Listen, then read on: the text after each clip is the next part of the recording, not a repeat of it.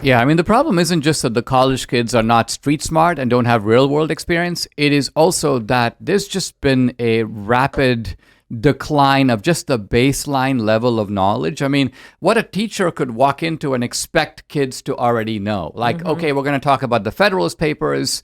They're written by this guy, Publius. And then right now you can't, people are like, what? Publius? What? And then you've got to explain, well, there were these three guys and they came together and they decided to write. So what I'm getting at is that college has become remedial. College is basically like the ninth grade. Right. But here's the issue. When I was a kid growing up, my family opened a coffee shop. So I'm between 9 and 11 years old. I am surrounded by no one but adults on the weekends when I would work with so I'd be working the register. I'd be making coffee. I'm like 10. Some customers would complain, why is there a 10-year-old making coffee? But what do I hear? I hear a 24-year-old guy being like, I can't stand these Republicans. Right now and they're saying stuff. And that's what I'm hearing as a kid. So what's happening is, as a child, I'm learning from adults. I'm learning how to be an adult from adults. What we've started doing with schools is we're having children learn how to be adults from other children.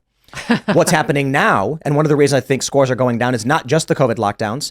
It's that, why is it that kids don't know about the Federalist Papers? When I was a little kid, my parents would bring me to a movie or to watch a TV show. I'm sitting on the couch with my dad. Star Trek: The Next Generation is on. The ideas that are being conveyed to me are adult concepts.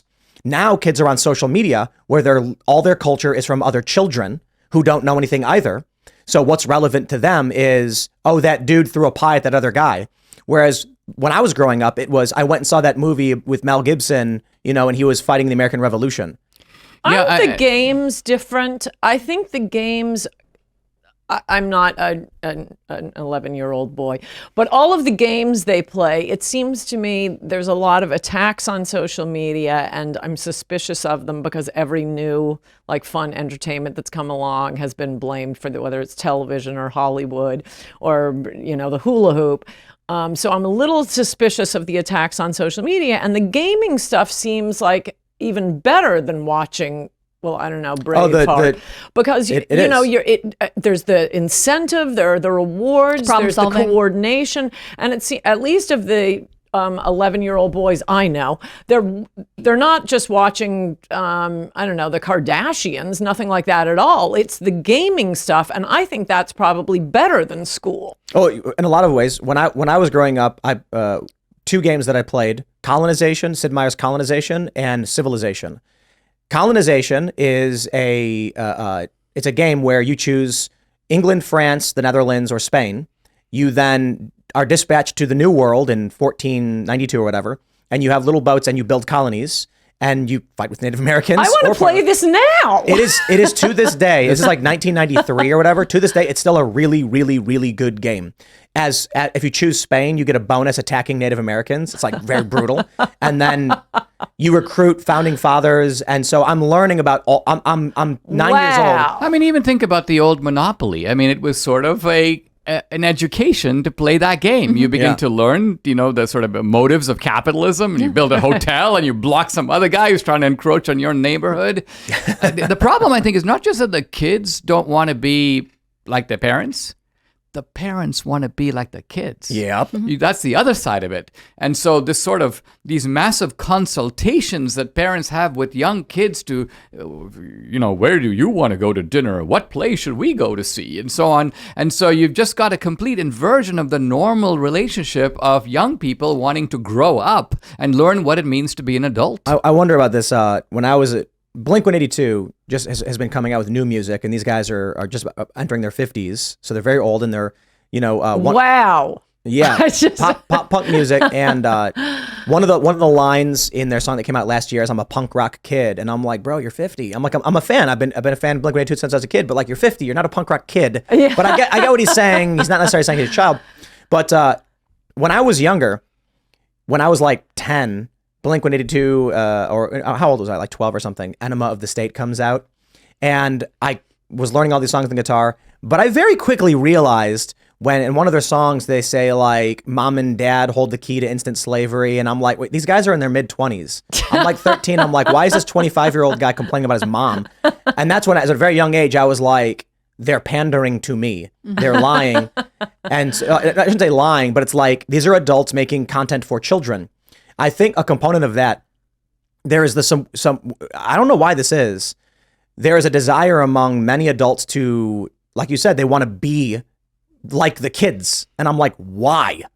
You should be like the adults, right? You know, there's a constant desire. I guess it's because they're afraid of aging, right? I mean, that's what it is. I don't think that happens I think it as is. much as I you think people no, I think say. it's money. I think there is a complete fear of responsibility, and so there's a need that someone else is to blame for everything that goes wrong. I think that they want to stay these adult children. I mean, the term adulting is sort of hilarious, but also gross, right? You know, not You get- having kids, there's nothing I love more than sitting around and giving people child rearing tips. But I really do not think this can't is wait for your true. parenting book. I know lots of parents. I don't know anybody who. I'm sure there are bad parents out there. I am sure that is true. But there's bad anything. There have always been bad parents. But there's the trope of the trying to be the cool mom, trying to be the cool dad. You know, I'm hip, I'm with it. I don't think that's new. Well, it's I mean, not, of course not. It's let's look back at movies. Let's just say can over I the get past a coffee? I'm sorry. movies yeah. of the past 30 We have years. a coffee machine over there. Sorry. I don't know Oh, sure. Okay. if we have, see if you can make it work. You were saying? We're still rolling, right? Yeah. Oh, yeah. We're So, live. look at the themes of movies over the past 3 decades. By and large, what you have is you got some parents, and they're either wicked or they're uncool. They're one or the other. And That's booze. there's a problem that has to be solved, but it's never going to be some dad who solves it. If it's going to be an adult, it's going to be the mom. So that's the nod to feminism. Yeah. But normally it's going to be solved by the kid. Right. I mean, I find this really interesting because there is a phase of development where, especially for young men, they naturally start testing their dad, right? This is something that their neurobiology is wired to do. And so in some ways, it's natural that our coming of age stories would have, dads who eventually have to sort of step back and their son takes leadership or whatever it is, similar with women.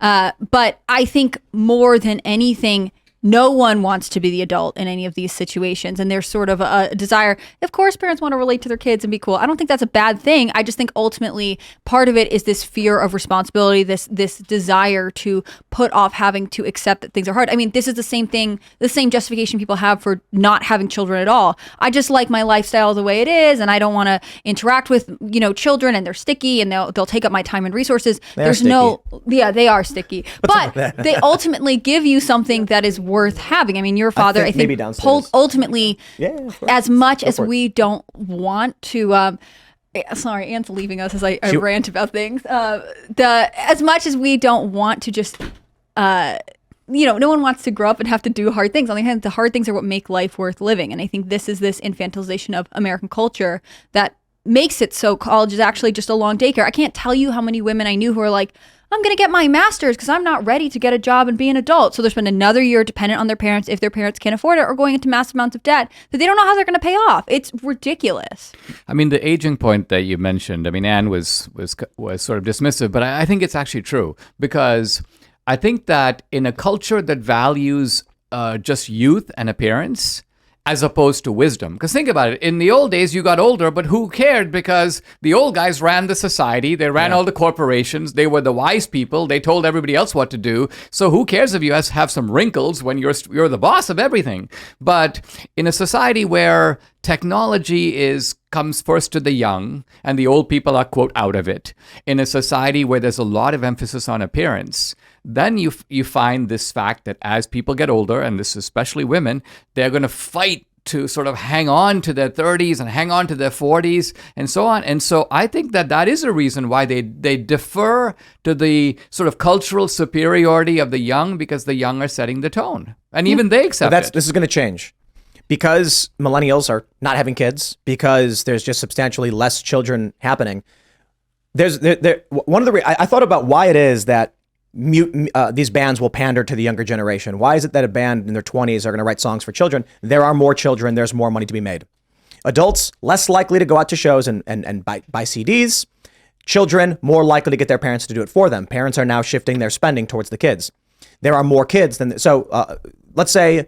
I'm going to give you flat, arbitrary numbers. Let's say there are 100 Gen Xers. There should be 200 millennials, right? Or there should be like 150 is she knocking? So let's say, or at least 100, but typically it was 2.5 kids. So for every 100 adults, that's 50 couples. you're going to get, you'll have 150 kids. That means if you're making a CD, you will make more money selling it to the children who are going to get their parents to buy it for them than you would targeting the parents. There are less of them. But as millennials and Gen Z likely will have less and less kids, there's actually a chart that I was looking at showing the population growth, and it's rounding off. There's the baby boom, and then it's shrinking. This means that if you're putting on an event, let's say you're a promoter and you want to do a big music festival, what bands are you going to book? Are you going to book the band that's going to attract Gen Z and Gen Alpha? Why? There's less of them. If you go for the Gen X millennial bands, these are older, these are bands like Blink-182, they're nearing their 50s. You are going to sell more tickets than you would if you sold to the younger generation. So this is going to cause a shift, I think, in terms of popular culture, where it used to be, the Abraham Simpson meme where he's talking to young Homer and he says, I used to be with it, but then they changed what it was. And now what it is scary to me, and it'll happen to you too. Not anymore, I don't think. Now, that's why Blink-182, nearing, I think Mark is 50, I think Tom DeLonge is like 48, Travis is 47. They put out a new album, and it's already one of their biggest hits. So I think one of the songs they put out was their fourth biggest hit of their careers. And Blink-182 peaked, we thought, in like 2003. Yeah. Mm-hmm. When they put off Take Off Your Pants and Jacket was the name of their album. Very silly. And now they're back. And they're doing this nostalgia song called One More Time, where it's like showing old clips of them when they were very young or whatever. But because of the internet and because of the way the population trend is happening, it's not so much that they'll make more than they did then. It's that in terms of how many hits are they going to get and are they going to be on the top of the charts? Yes, they put out a song and it reached, it was like a top 10 or I don't know, it was a number one single or whatever. 20, 30 years later, after the height of their success, they're back. And it's how many people are going to listen to music, and will this result in a gold record, a platinum record, and sales? There are not enough young people relative to how there's more young people today, of course. Older people die, but it's not at the degree of expansion as it used to be. I think this trend is going to change the way things develop culturally, and we're seeing it.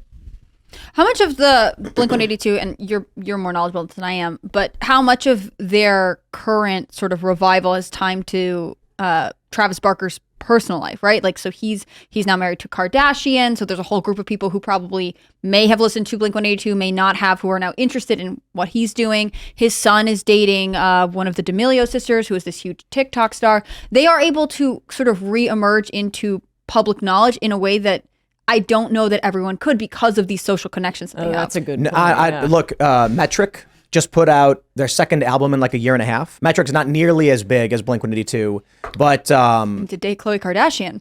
Not even exactly. that. So I think it's also the internet has changed the way we can distribute and build fan bases.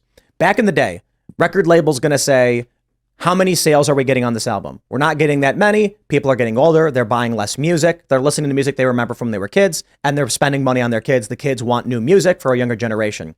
So what happens is you eventually say, I wonder whatever happened to that band. Well, yeah, it's the record labels are like, we're not going to invest in a fading rock band. With the internet now, they're like, no, their fan base has never left. Right. And their fan base wants new music, and it's not even purchased anymore. It's streaming. So as long as you can keep the treadmill rolling, they'll keep producing more and more music. Now you have bands that are in their 50s producing music for the same demographic. Yeah. It's I think it's causing a hard cultural like an ossification. We're not seeing it develop. Like the internet, the most important change I think the internet made to music was for the young kids out there. You used to have to buy an entire CD that sucked for one good song.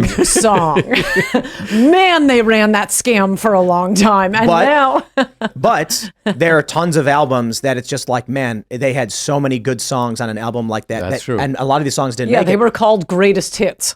No, like Melancholy and the Infinite Sadness by Smashing Pumpkins. You're right. Actually, as we got closer to the internet, they got better. Yeah. I mean, but it's just, there are good bands and there are bad bands. And there were bad bands that had one good song and they'd sell you the whole album. But then there were good bands where it's like that whole album. I think the other good. factor is that, and this is what technology has changed, is that a bad band could survive in a small town because there was nowhere else to go.